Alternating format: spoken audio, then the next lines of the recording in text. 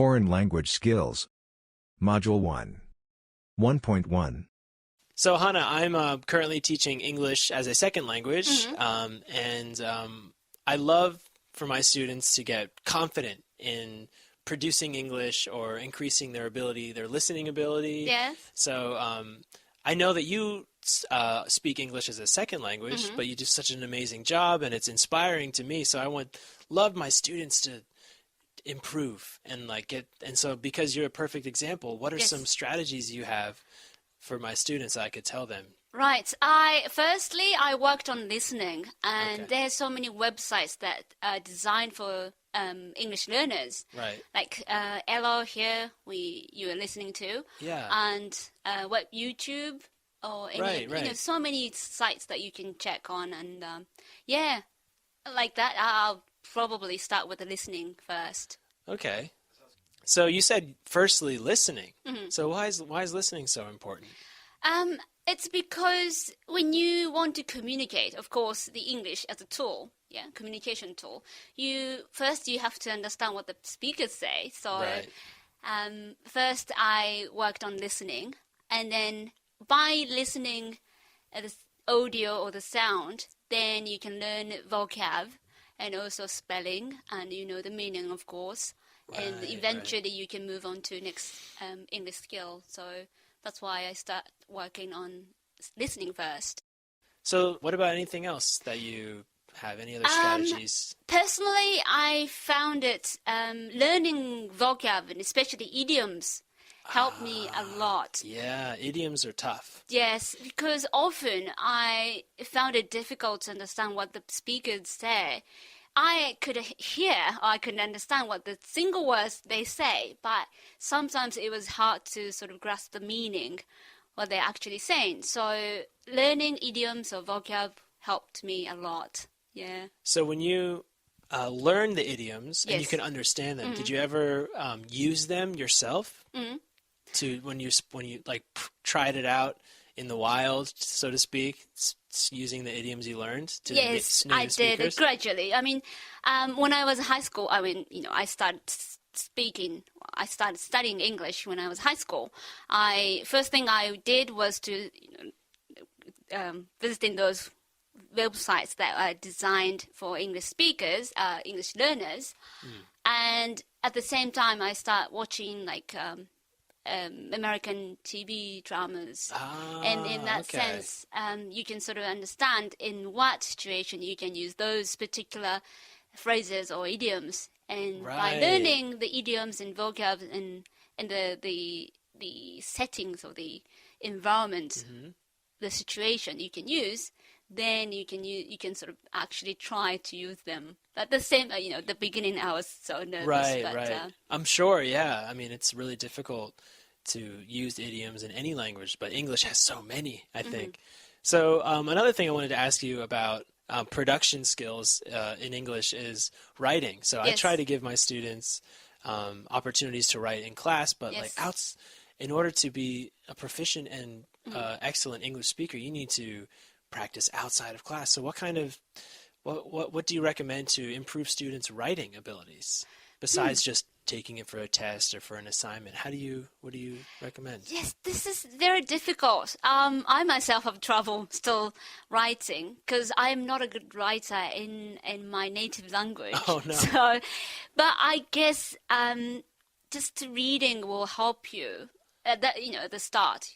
Reading text. Okay, so if you know how to read, you can help you write. Yes, definitely. To learn sort of the templates, how the things goes, and how you make paragraph and stuff. So probably if you want to get better at writing, I would start reading first. Reading lots of passages, different kinds of materials first. So so that's true, and I agree with that. And so one thing I wanted to have my students do is actually do a journal, actually. Yes, so did you ever keep an English journal to help with your writing? Yes, I did. Oh, you did? I did, yeah. How do you feel that helped you? Was that good? A good yes, idea? Because first when you write, unlike speaking or talking to somebody, it gives you time to really think about what you want to do, what you want to write, and you can focus on grammar more, and that helps you to actually talk to somebody maybe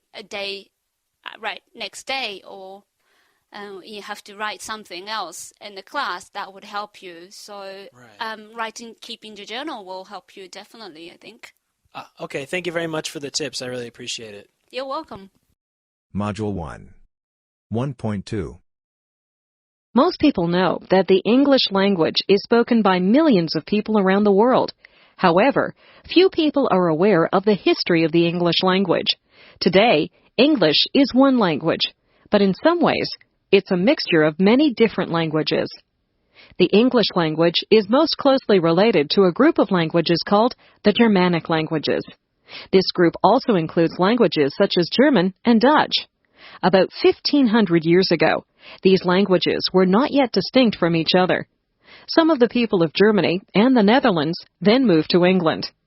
Those people were called the Anglo-Saxons, and their language then evolved into English. Most of the basic words of the English language are derived from these very old Anglo-Saxon languages. For example, words for the parts of the body, for numbers, and for animals are mostly Anglo-Saxon words. Some new words were brought to England over 1,000 years ago by people who came from the Scandinavian countries of Northern Europe. Many words that begin with the letters SK, such as skin and skill, are Scandinavian words. A major change happened in the English language after the year 1066. In that year, England was conquered by a king from the northern part of France. He and his followers spoke French, so French became an important language in England. During the next few hundred years, the English language absorbed a very large number of French words. In fact, today's English dictionaries contain more words of French origin than of Anglo-Saxon origin. Part of the reason why the English language has so many words is that it often has two words for each idea, one word of Anglo-Saxon origin and one word of French origin. Many more words entered the English language a few hundred years ago when science and technology became more widespread. Most scientific and technical words are derived from words of the ancient languages of Latin and Greek. Because there are so many of these scientific and technical words in the English language today, the influence of Latin and Greek has been quite large. Other languages have also contributed many words to the English language. Some words have come from the Celtic languages, spoken in Ireland, Scotland, and Wales. Many words have been added to the English language by immigrants who came to North America from various countries of Europe. Also, many more words have been adopted from the native languages of North America, Australia, and the Pacific, and from the languages of the peoples of Africa and Asia. All of these words have made English a very interesting language. Module 1. 1.3. I've lived in many different countries, both in Western Europe, the Middle East, and now here in Hong Kong. And during all of that time, I've learned 5 or 6 different languages, to one degree or another. I love learning languages. Not only are they important when you move to a country, I just find them fascinating. Before I came to Hong Kong, I lived in Barcelona, Spain for 10 years. And when I first arrived, the most important thing was being able to communicate with people locally. I don't attend classes. I don't think I'm particularly good in classes. I prefer to learn by just talking to people, finding out what I need to say by looking at dictionaries and listening carefully. Other things that helped me when I first moved to Spain were watching the typical kinds of programs we see every day on channels around the world. For example, the weather. This is great because they always say the same things, so you can really quickly hear the same words repeated again and again, and the pictures help, of course. Other types of program that helped me learn Spanish quickly were things like game shows, where the same thing happens. They have a catchphrase or a slogan that they repeat endlessly when contestants win or when they're called to compete. As well as that, I used to pick up the Spanish newspapers. First of all, I just accepted there was no way I was going to understand anything but 1 or 2 words. But gradually, I found that I learned lots of new things about this. I was interested because I wanted to know what was happening in the country I lived in. But I also knew that I could learn a lot of language this way, so I'd take a dictionary with me sometimes, or I'd notice a word and I'd ask other people what it meant. Anyway, by far the best practice I ever had was just talking to people in the street or in shops, where I'd rehearse in my head what I wanted to say beforehand, before I went in. Usually, I made a right mess of it first of all, but after you get over the embarrassment, it's quite funny really, and people are very sympathetic and supporting in most cases. It took me a long time to develop a good level of Spanish. I lived there for 10 years, and I think I'm very fluent now. But I think for the first 2 years that I was there, it was quite a struggle to hold a decent conversation. There were always lots of words and expressions that I didn't pick up on. In particular were the colloquial expressions, idioms, that kind of thing, that people use in everyday talk, but you don't necessarily see written down. I didn't find those very easy to learn at all. But it was a lot of fun, and people, as I said, are really supporting when they know that you're genuinely interested in learning their language. Module 1. 1.4. British Council provides resources for people learning English and also teachers of English. Martin Peacock is the Director of Global English Product Development. Martin, tell me about English as a global language. Okay, well, many people talk about English as being a global language. And the reasons for that are the widespread use of English. It's used in education, it's used in science and technology, and importantly, English is also used in business. Are there many global languages? Well, no, not really. I mean, there's the global language, which is English. In the sense that English is used in these many different contexts, there's only one. There are other languages which are used very widely and spoken by many people in many different places. Cantonese, for example, the variant of Chinese, is spoken in many different places. So it's global in a geographic sense, and it can be global in the numbers, but in terms of the use in different areas of education, science, research, English is the only global language. Are there different types of English? Well, yes, there are lots of different types. There's different accents of English. I come from the north of England, where I have a particular accent. So within England itself, within the UK, there are many variations in English pronunciation. And that extends globally. So you see English in America, used in Australia, which is different in accent and also in usage as well. And what about the impact of technology on a language? In the past, new words were coined by people. It might have been in a speech or in a newspaper article or in a book.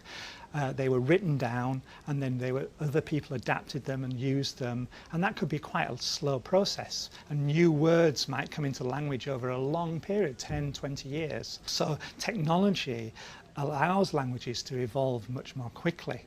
So technology can change the language, but in what way does it help people to learn the language? Well, it helps in many ways. In the past, students in locations in other countries didn't have access to much genuine English. They may have a book or an odd newspaper. But what the internet allows them is to read, and often read and translate languages like English on a massive scale. People learn English for different reasons, and knowledge of the language is often important in fields like medicine, business and computing. English is becoming more and more important in order to communicate in the international world. English opens doors to employment, education and mobility, and it helps teachers and learners engage across the globe. Module 1. 1.5.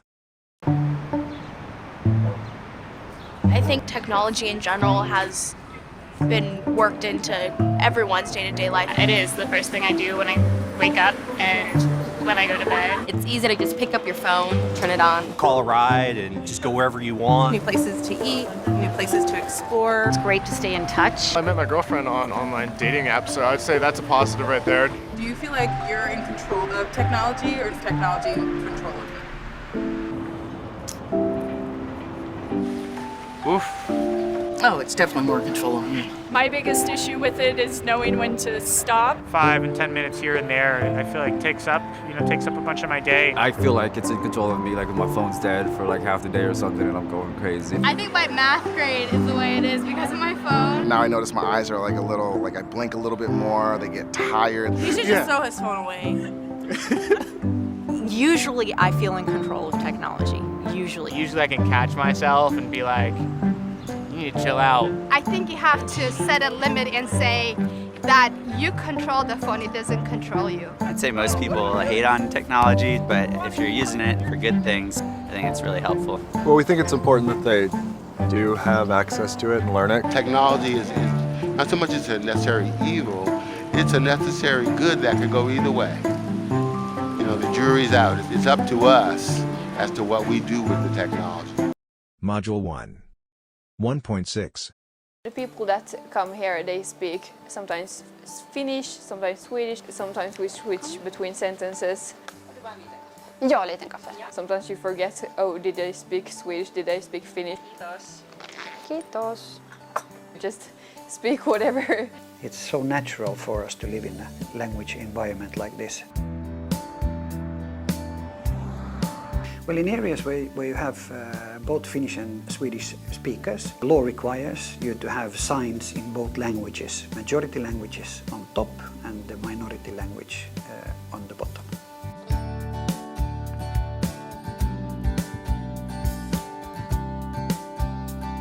We don't consider it a problem, we consider it more a richness of our culture. So now the majority language Finnish, if more Swedish people move in, the majority language would change, then we would need to change all your road signs. We would do it happily.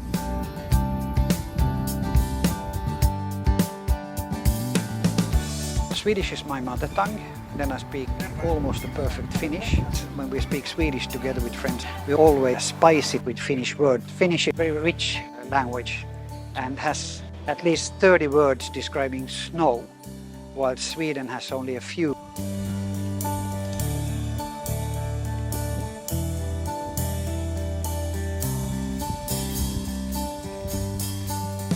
Here are people who only speak Swedish and people who only speak Finnish, but still we are like managing to have conversations. They say everything Swedish and Finnish and let you as a customer to choose which language you prefer. I grew up in central Finland. My mother tongue is Finnish. I really like this Swedish language. It's kind of round and soft. Like Ekenes is a perfect match for me because here I'm surrounded by the language. Once moving here, we had this inner question that are we allowed to be here as Finnish speakers? But we have lived here for 2 years now. People were super welcoming and open for us and they were eager to get to know us. When we go back to our parents' place where you don't hear any Swedish, I kind of miss that. Everybody in the whole world should speak more languages. Without the language, you cannot really get into the culture. I hope that kids learn more, maybe 3, maybe 5. Why not 6? Module 1. 1.7. Google Translate has added 24 languages to its translation service, bringing the total number to 133. For many of us, Translate is an indispensable tool. It provides a convenient, accurate, and quick way of comprehending vocabulary and texts in other languages. The 24 new languages are spoken by more than 300 million people worldwide. Among them are the indigenous Aymara, Guarani, and Quechua languages of the Americas. Google rolled out its first translation service in 2006 and has continually added to its repository. Google said it still has a way to go to be more comprehensive. There are around 7,000 languages worldwide that Translate doesn't provide support for. Translate needs to analyze a large range of linguistic data to be able to support a language. Isaac Caswell, a Google Translate scientist, told journalists about how advances in technology have facilitated adding the new languages. He said, "Up until a couple of years ago, it simply was not technologically possible to add languages like these, which are what we call a low resource, meaning that there are not very many text resources out there for them." He explained that Google aspires to support languages used by large populations. One of these is Lingala, spoken by 45 million people across Central Africa. It also wants to render assistance for indigenous languages that are often overlooked by technology. Module 1. 1.8. Where would we be without language? We'd all be in our own worlds, and we'd never really have a life. Can you imagine never talking to anyone? Of course, if there was no language, we wouldn't be able to use body language or sign language. The fact that we do have languages means we have gone to the moon and built things like the internet, which also needs a special computer language to work properly. I think language is amazing. It means we can tell anyone anything. I often think it's a shame there are so many languages in the world. If there was only one language, we could all communicate better. Perhaps that way we'd all understand one another better. What would the world's language be? At the moment, English. Module 1. 1.9. If there's a secret or hack to learning a new language, it's this. Hours and hours of awkward and strenuous conversation with people better than you in that language. An hour of conversation with corrections and a dictionary for reference is as good as 5 hours in a classroom and 10 hours with a language course by yourself. There are a few reasons for this. The first is motivation. I don't care how cool your study guide is, you're going to be far more invested and motivated to communicate with a live person in front of you than a book or audio program on your computer. The second reason is that language is something that needs to be processed, not memorized. I'm no expert on language learning, but in my experience, staring and memorizing a word in a book or with flashcards 100 times does not stick the same way that being forced to use a word in conversation a mere 2 or 3 times does. I believe the reason is that our minds place more priority on memories which involve actual human and social experiences, memories which have emotions tied to them. So, for instance, if I look up the verb for to complain and use it in a sentence with a new friend, chances are I'm always going to associate that word with that specific interaction and conversation I was having with her. Whereas I can blow by that same word 20 times with flashcards, and even though I may get it right, I haven't actually practiced implementing it. It means nothing to me, so it is less likely to stick with me. Module 1. 1.10. There are a lot of study materials, Pimsleur, Rosetta Stone, Berlitz, Duolingo, etc. These courses are great for getting you from absolutely no ability in a language to being able to speak basic sentences and phrases within a few days' time. They're also good for teaching the most fundamental vocabulary, words such as thee, I, you, eat, want, thanks, etc. But the weakness of study materials is that they don't allow for much useful practice. The greatest return on investment in language learning is forcing yourself to speak and communicate with others. And when you're sitting in your bedroom with a book or a software program, you're not being forced to formulate meaning and significance in the new language on the spot. Instead, you're encouraged to parrot and copy concepts and patterns you've observed elsewhere in the materials. As mentioned before, I feel that these are two different types of learning, and one is far more useful than the other.